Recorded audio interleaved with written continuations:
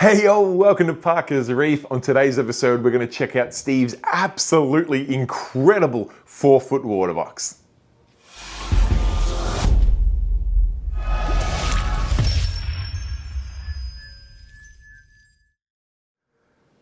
Alright guys, thank you for joining me on yet another episode of Parker's Reef. Now today's video is one that has been in the making for a very long time, probably around a year and a half.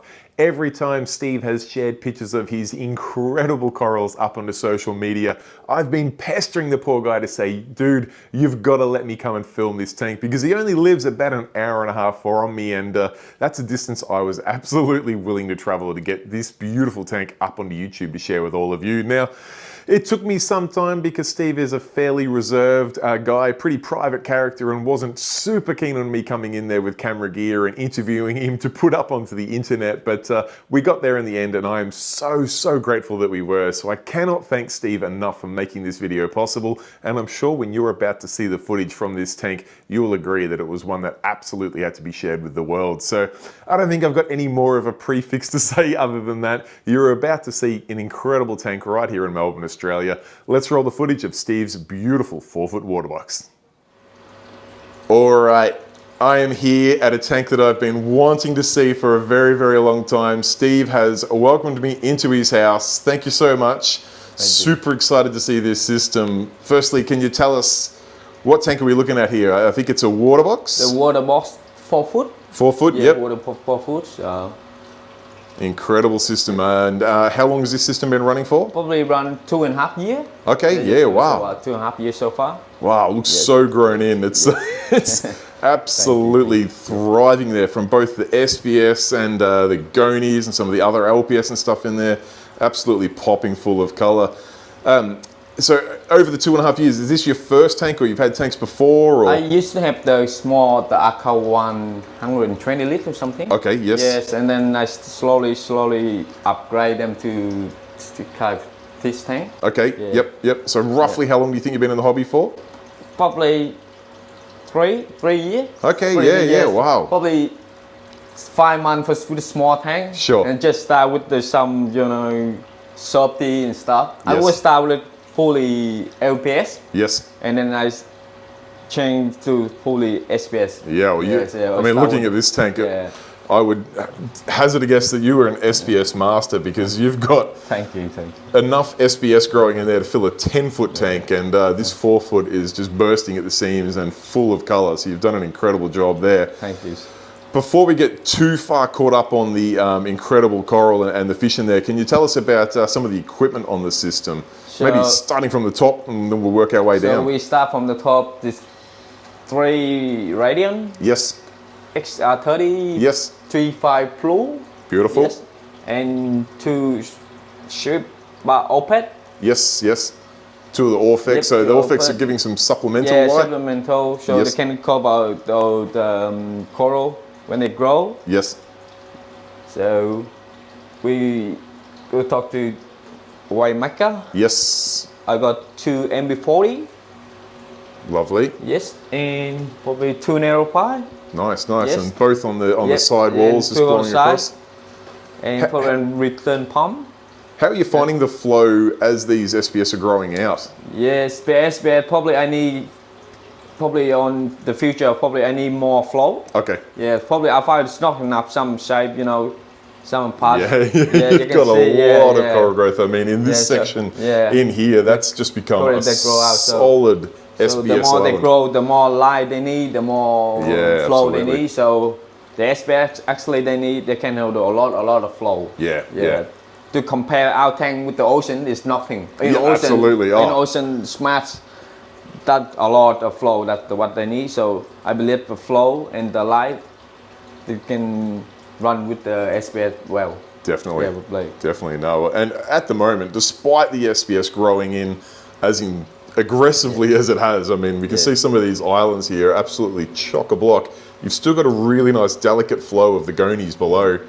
And I mean, we'll talk about the Gonies later, but the balance of flow looks absolutely perfect. And to see that done from just the 2 wave makers on each side looks great. So nicely done. Yes, I like the MB40. Yes. work well, and Yeah, work very easy to maintain. Take in, take out. Yep. Swap. It's very easy. Yeah, it is nice to be able nice to clean and easy, it. You know. You don't have to untangle the electronics. You just take that wet side off. It's a definite advantage. And if you've got spare wet sides. Yeah, spare wet side, swap like 5 minutes clean and put it back. That's easy. Make it easy. Works a treat. Very nice. Yes. Okay, so we've talked about the light, the flow. Can you tell us about your sump and what sort of system you run down there? Okay. So, a little bit mess, sorry. No need to apologize. We all love to see what's going on in people's sump systems. I've got roller resi. Yes. Probably to 1200. Yes. And the skimmer Neo. The Nios Quantum. Yep. And the return pump from what's the common name? Hydro. Something. Oh yeah, Hydro. Yeah, Hydro. Yep. 9,000 liters. Okay. Per hour. Yeah, right. And you're flowing that much through it, or full speed. Full speed. Yeah, So quite an aggressive sump turnover speed. Yeah. I believe the more speed it turns, more better. Yeah. Okay. Nice. All adds to the intake flow as well, I guess. And then you got a refugium over here. Yeah, I got a refugium. This is supposed to be the RO. Yes, okay. And you ask the refugium. Yes. So does the trick nice. So and then I run the RO from outside, but I don't have to carry to tip the water in and out every 3 or 4 days. No one wants to do that. So it's easy for me. So yeah, beautiful. Well, I mean, the original compartment of the sump is, I mean, with all due respect, that's a fairly straightforward, keeping it simple, no sort of craziness in there. But I did notice on either side of the sump, over the side here, we've got some Apex gear, and then lurking over here, there's a giant calcium reactor. A big, massive, would be all meters calcium reactor. Yeah. Probably run for the last 5 years with those media. I don't know. I'm looking at the coral growth in here, and I reckon you're going to need a calcium reactor that big. Yeah, I just start calcium reactor probably 5 or 6 months ago. Yes. I found I consume a lot of. Yeah, I can imagine. I can't keep up anymore, so I have to switch to calcium reactor. So they help a bit. Roughly how much per day were you dosing before you switched to the calcium reactor? Probably 300 ml. Okay, of each? Each. Calcium and... Quite. That's a lot per day. That's a lot, exactly, You see how big bottom on the back of that, you see the calcium and big, the now lasts long with so they were going through fairly quickly, and you'd be topping those off very often. So I guess when you get to that point, the calcium reactor is very... It's a wise move. Yeah. And the cost too. Yeah, for sure. Yeah. When you were dosing, were you buying off the shelf elements, or were you mixing your own? I mix my own. Yep. Nicely done. I mix my own. I use the Coral Sensor. Yeah, okay, Coral Sensor. I mix my own with all the bucket, calcium, magnesium, alkaline. I mix and I add the trace element. Very nice. And now that you've gone to a calcium reactor, how are you going into trace elements there? You're still adding those manually? I still add them just as usual, like how I did. Yes.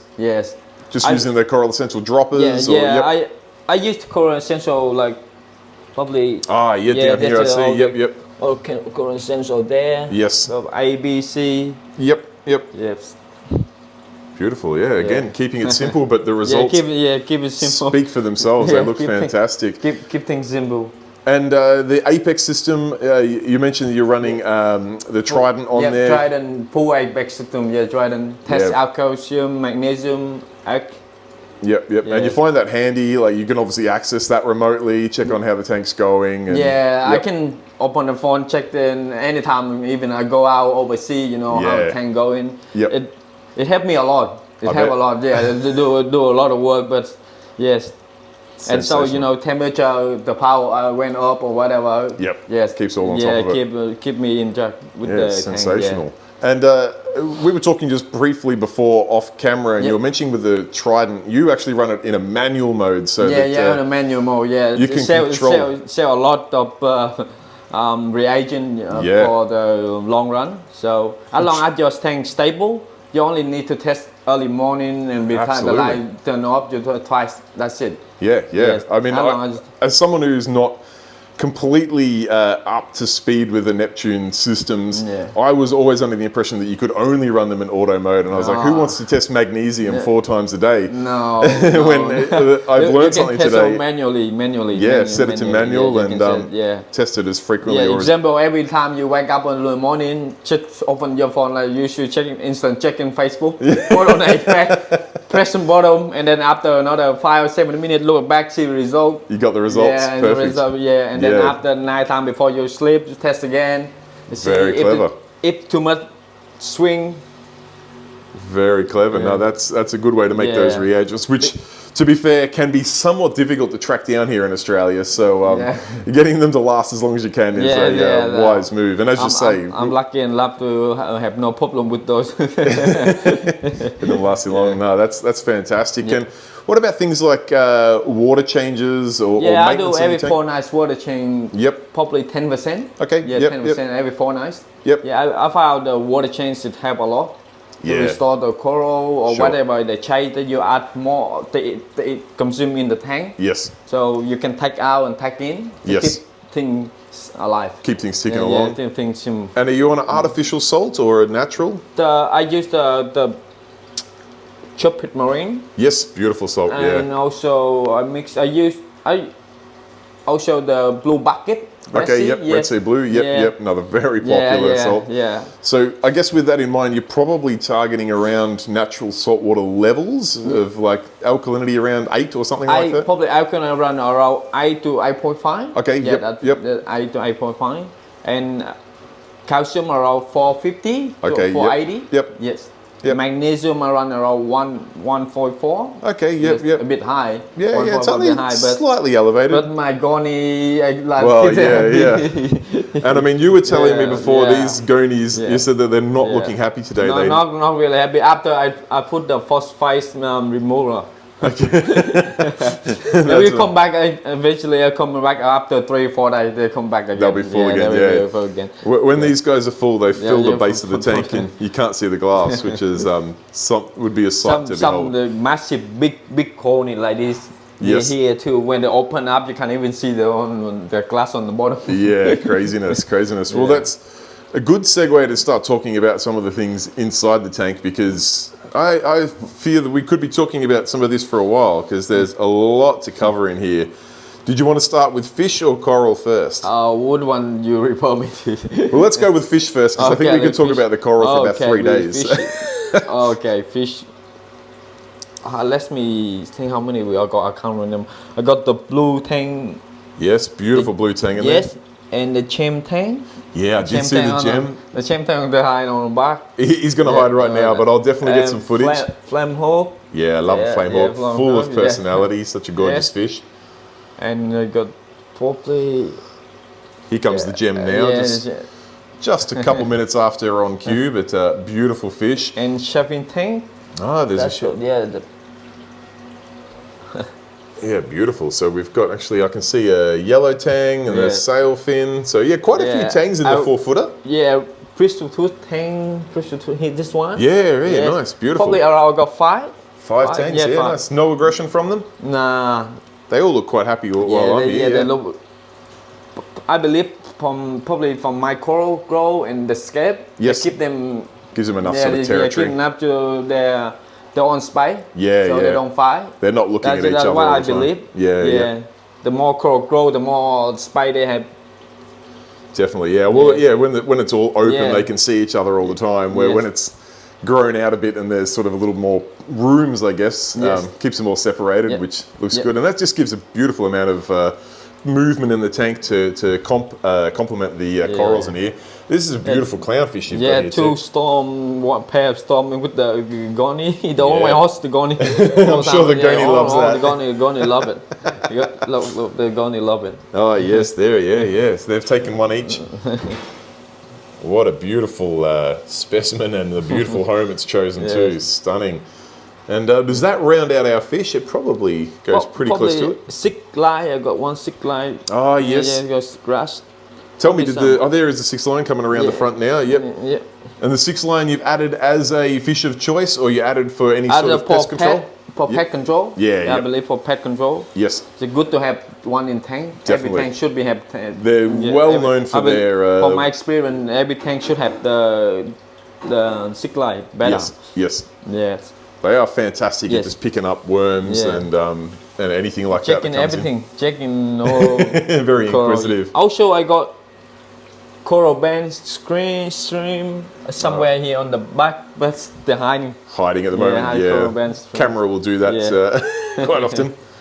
The yellow tang, beautiful looking specimen too. Very yellows. Gorgeous, very healthy looking. He's just keeping that snail shell nice and clean. Yes. Beautiful looking fish. No, I'm really looking forward to getting the DSLR out and taking some pictures of those fish shortly. But good opportunity to transition onto what's one of the most insane coral collections I've seen, particularly in a 4-foot tank. Man, you've got some. There's no room left. That's all. No room. I know when people come in and to the shop, or they're just talking about their tank, and they say, "I've got no room left," and I'll sort of jokingly always say, "There's always room." Yeah. I'm not sure there is room in this tank. Do you know how hard for me to get down to get some? So in the corner there, no way I can get my hand in there. Oh, I can imagine. No way. If something drop in there, I got no way to get in there, even with stick. It's gone to no man's land if it goes out the it's back. hard to clean and stuff.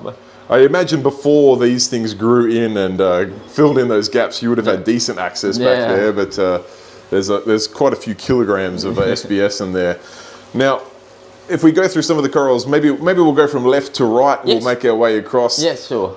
Take us through them. Tell us, what have you got in there, Steve? You've got some absolute crackers. This was this is Miyagi torch. Yes. It's not the best color that we had, it looks beautiful. On this one, red dragon. Yes. It gives a real nice contrast with get the camera to focus with the blues of the Miyagi torch there. Got some really nice, Monty here. Yes. Really nice color on that, beautiful piece. And then you got the sunburst grafted cap there. Yes, sunburst grafted there. Good to see. Perfect position for it too. I used to have the big red monkey, but I scope it up and I said no room for that. Yeah, it takes up a lot of real I want something estate. that's nice. That is nicer. On the top. This one nicer. And look, for those who are about to add a Monty cap to their tank, take note of the position because it will grow out fairly large. They grow very quite quickly and take over your tank. That's right. And a lot of people fall into the mistake of putting it up high and it shades cover everything. All the shape, and you can't have any coral on the Exactly. Becomes a massive umbrella. So to see that mounted down nice and low, beautiful position. And what about some of these pieces around in front here? Some of these samacoras, that chalice is stunning. And the gonies too, if you don't mind. Have a look at the colour on that piece there. Absolutely gorgeous. Just keeping that Monty cap in check next to it. And these chalice, that is some pretty stuff there.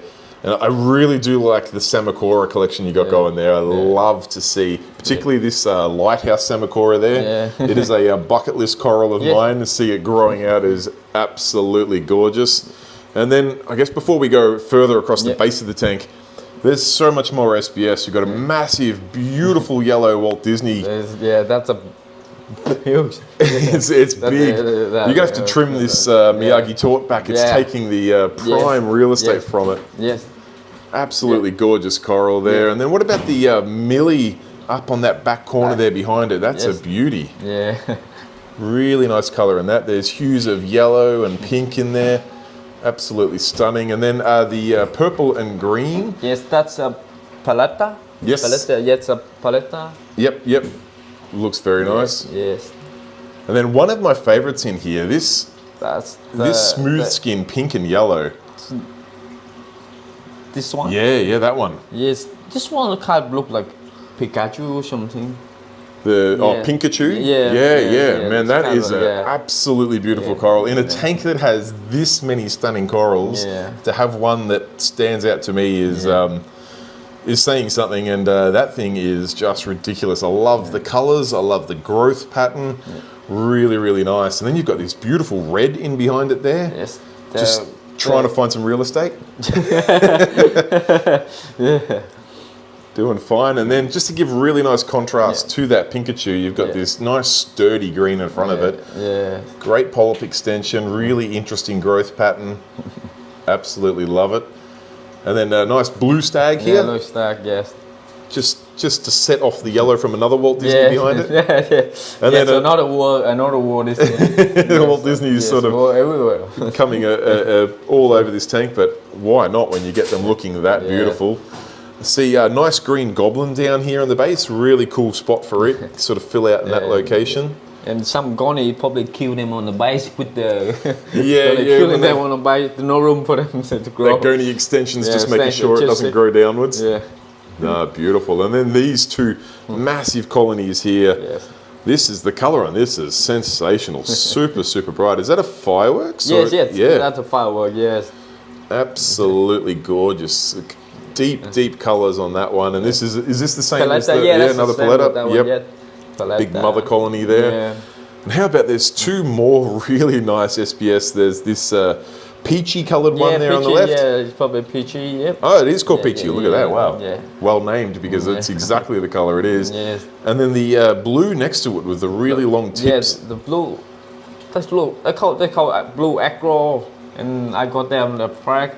Yes. Yes, and they grow well. Look, not many color that's color. So I like to keep all the color mixed in the tank so look better. Really get the colours popping. Yeah. No, that's absolutely stunning. Yeah. So you've got this bluey purple up there growing on the side, and then you've got this teal small one in there on that point. That's got really interesting growth pattern and colours on it. Super nice. Then a pink digi there. Yes, the pink digi. Yeah. It's a good size for a pink digi. They grow quick. It grows quick? Big, big, massive. I find pink digi grows slow. Oh, my one next to the flow is big. Yeah, okay, likes a bit more flow. You see the flag they break on the back? Yes. They're big. They grow so quick, they're so fast. And then a beautiful Space Invader on the side there. Or is that a Space Invader or Raja? Raja? Yes, my apologies. My good friend Michael up in Sydney did teach me that if it has the dark purple circles, that means it's a Raja Rampage, not a Space Invader. Spider, they're different shape. Okay. Yes. Oh, very nice. I have been super fortunate enough today to pick up a nice little frag from this gentleman over here. So I've managed to score myself a Space Invader, which I'm super excited to get in the tank. Yeah. And then if we start looking at the corals on the base, you've got a torch down there, and you've got some zoas. And I got you got a hammer at the back here too. Hammer, yes. That hammer's way too nice to be hidden at the back of the tank. Yes, I got no room because the hammer they can't handle too much flow. Yes. So that's why I put on the back. Well, it's and also on the back of there, probably you can't see because the bunch of Adonish and that's you can just see far away from there. All the way on the back.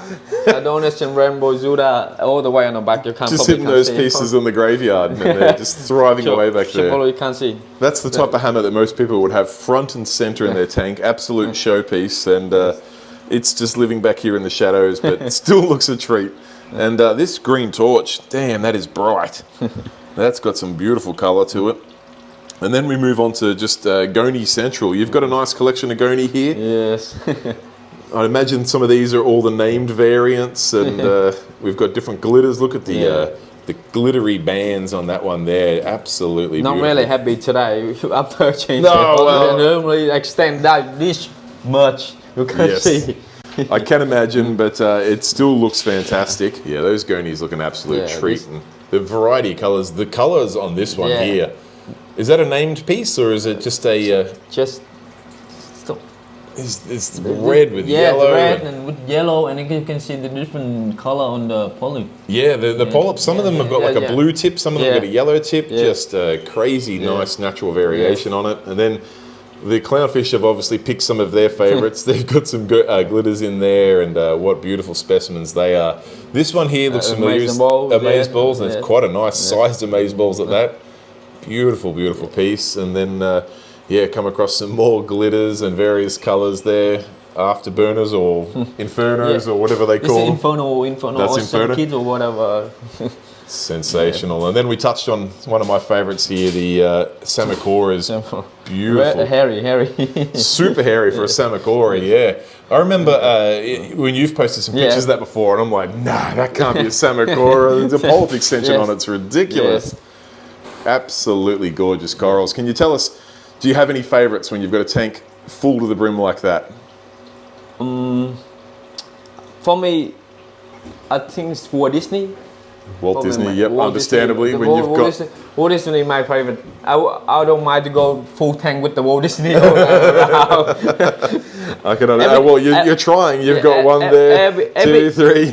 The thing is, everything with yellow is, I love it. Yeah. The yellow tank, samurai, it's understandable. Yep, yep. When you get that kind of color, it's hard to argue with. And your Walt Disney. Also, I can't wait for this home workout to grow. I was wondering if that was a home wrecker, and that's a home worker to grow. I've been actually. My good friend and I were talking about this just the other day about how when Walt Disney sort of first came on the scene, probably I don't know, maybe 5 years ago or so. Walt Disney and Home Wrecker came out around the same sort of time, and they were the two, must-have high-end corals. Yes. Walt Disney's. I mean, I don't want to take anything away from them, but if you want to buy a Walt Disney, I probably can put you in touch with 5 people, now 6, including yourself, that could sell you a Walt Disney. Yeah. I don't know anyone of the Home Wrecker until now. And you've got yourself a nice Home Wrecker there, and waiting to see that grow out. Probably they kick off another 3-4 months where we have the nice colony. Beautiful, yeah. Everything stable. Definitely. No, well, that's fantastic. It's quite a sight to see. Now, to get your tank to a level like this, what sort of methodology have you? We talked before about every fortnight you do a 10-20% water change just manually. Yes, and I feed the fish once a day. Yes. Yeah, for me to keep the nutrition low. Yes. As much as I can, because I got too many fish. Okay. The big kind of the decent size fish. The big size for the 4 foot. A bit much. You have a lot of coral in there though, which will help consume some elements, but the decent size. Once a day is good. Yes. And frozen or pellets or? One day frozen, one day with the nori. Yep. And one day with pellet. Just mix it up a bit. Mix up. Yeah, nicely done. Fish like us, they can't have same thing every day. Yeah, well, mate. I like food. To keep them healthy. Sometimes you got no time, Yes. I like food, but I don't want to eat the same thing every day. You got the same thing every day, so you got to rotate them, Exactly. Keep them balanced. And particularly, I mean, they're in a closed ecosystem. It's not like they can just, swim off to a different restaurant. Whatever food you give them is what they get. So we've got to keep a variety for them, and no, it works well. Yes. And speaking of your nutrients, what sort of levels are they hovering at?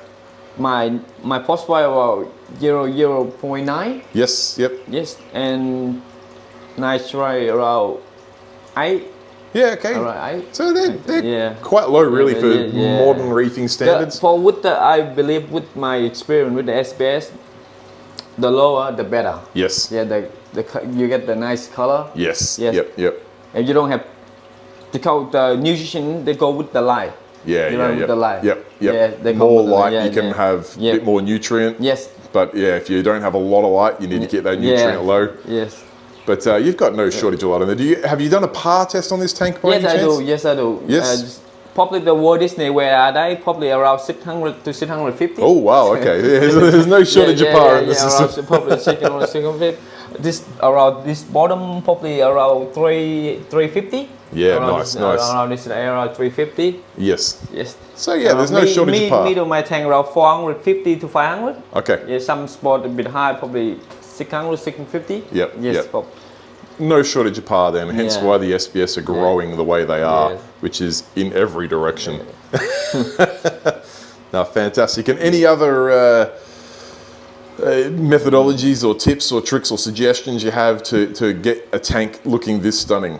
You got to keep the tank in check every day. Yes. With all the KH, what all the elements that's, alkali, calcium, magnesium, all that's in check. Keep things balanced, stable. Yes. The main thing is stable. Stable. Yes. Yep. The main thing, keep things stable. Don't listen to people, they and you go home, you back your chain, you make it more worse. Yes. It's more upset. your tank. Yep. So whatever fight good for you, you keep it up and you keep improvement. Yep. Yep. For me, you learn from mistake. Yes. Everyone learn from mistake. You know, mistakes aren't mistakes; they're learning opportunities. You keep your tank in check every day. You know, every day you keep the eye, your coral, your fish. You know, something, the polyp not open up. You mean something is not right, or so you have to work it out. Why? And you think about 2-3 days. What did you do in the past? Yes. And then you gotta fix. Either fix you do water change. Yes. The big massive water change. Yes. With the Red Sea blue bucket. Yes. To restore them. Just to get it all back. Get all the back. No, it makes sense. It's good to see there's no secret sauce, no crazy methodology here. It's just there's no secret at all. Do the simples and do them well. With the SBS, you're gonna need a lot of flow and the light. That's it. Yes. Flow of light. Definitely you need to cover all.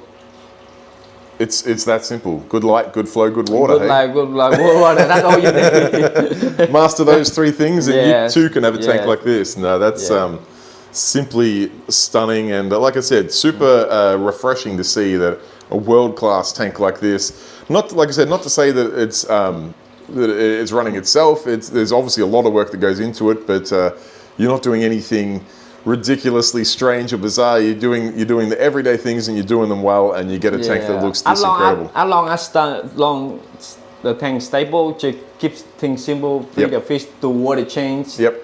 That's what more could one ask for? Yeah.